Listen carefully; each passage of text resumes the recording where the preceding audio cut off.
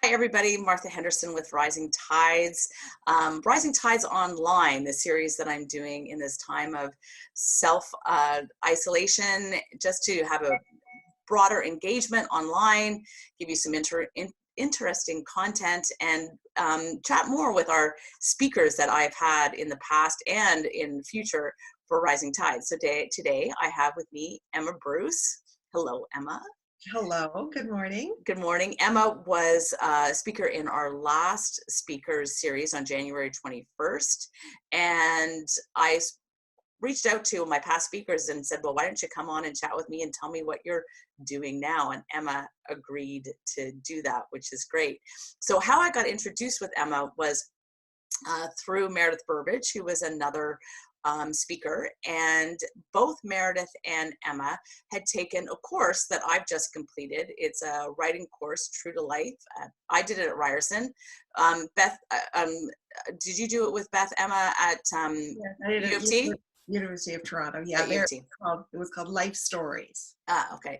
So my class was called True to Life. So and wonderful opportunity to learn how to write nonfiction, and I found it to be really interesting and inspiring. And you, as a result of that course, Emma, have written one book and are now on your second book.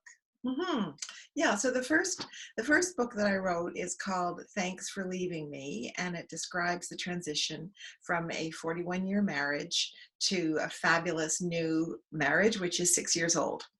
My first husband pulled the plug and I was devastated, and then I found happiness beyond my wildest dreams. I did a rough draft, then I took Beth's course and learned how to tighten my writing, how to not use words, wishy-washy words like probably, and to cut down on adverbs and that kind of thing. And then I hired Beth as my writing coach and editor when I finished the course, and would send her my manuscript. And over time, it came out to be a book. It was published in September of 2017. I did sell a number of copies. I was delighted with the response at the Rising Tides on the 21st of January.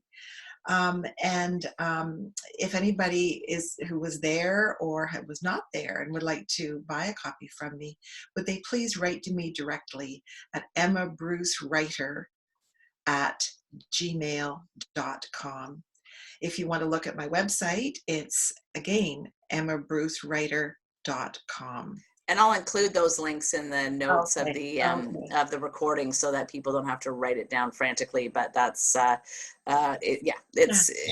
it's Emma Bruce Writer. So exactly. That's how they find you. And so my next book that I'm working on, that I started on really last fall, I'm calling it a historical novel. The first one is definitely an embellished memoir. This is an historical novel, and it's based on my mother's letters. Now, the amazing thing is my mom, at the age of 24, lived in Paris from 1930 to 31, studying French and singing at the Sorbonne. And she wrote home to her parents twice a week. They were in Montreal.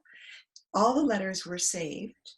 I didn't even know they existed. She died in 1992.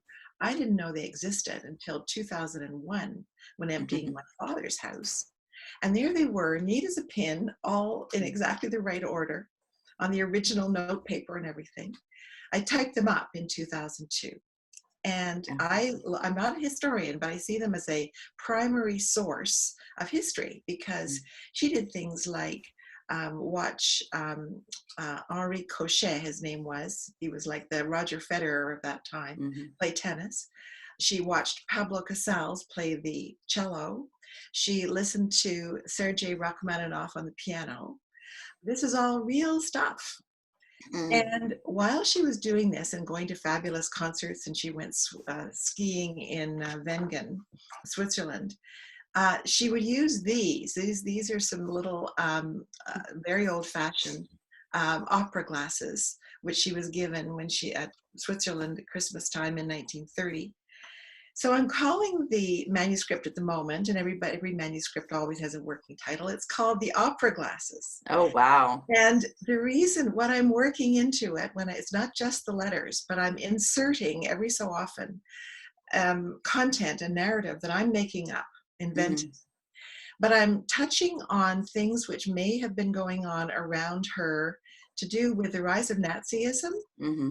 fascism, Mussolini, Hitler, and things which she's observing. But she's such a neophyte at 24, this young woman from Montreal. She doesn't really notice. And of course, lots of people didn't Yeah. notice the gathering storm Mm-hmm.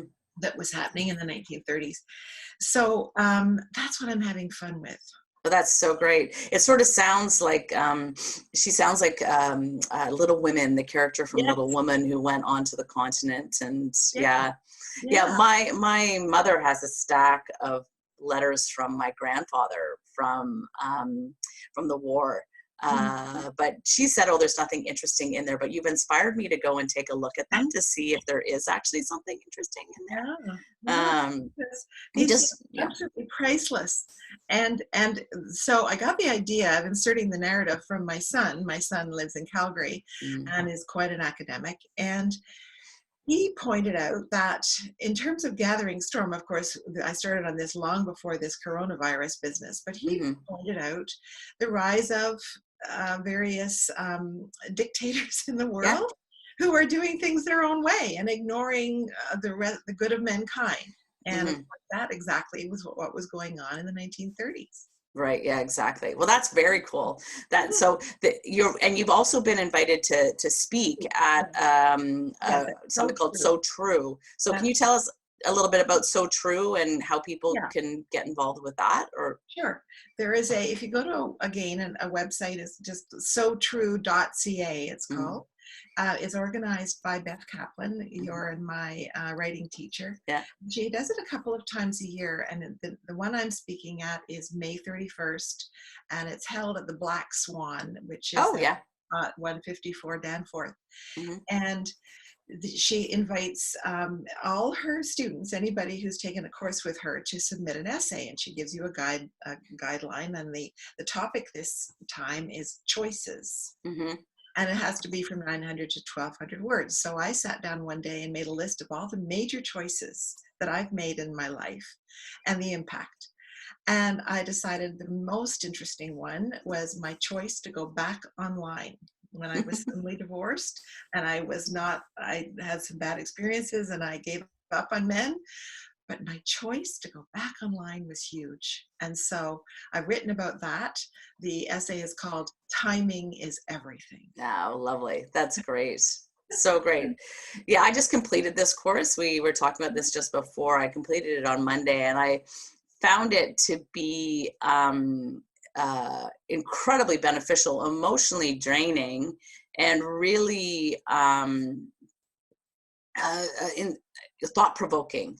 Yes. So I'd write something, and then I'd come home, and for the first few weeks, I didn't sleep Monday night or Tuesday night thinking about the Yeah. topic and writing and what I was going to write about it, and what part was I going to pull in, and what was going to be impactful or not impactful. So this whole writing journey Mm. is quite something that was unexpected to me, that Mhm. I'm continue to excited to pursue. And I think it's wonderful what you have done, that you've done your personal story that's inspired you to do a Historical. historical fiction story, which is actually my favorite genre. So I'm really, I might be your first buyer of your next book. So, because I love that. It's absolutely my fave. Good.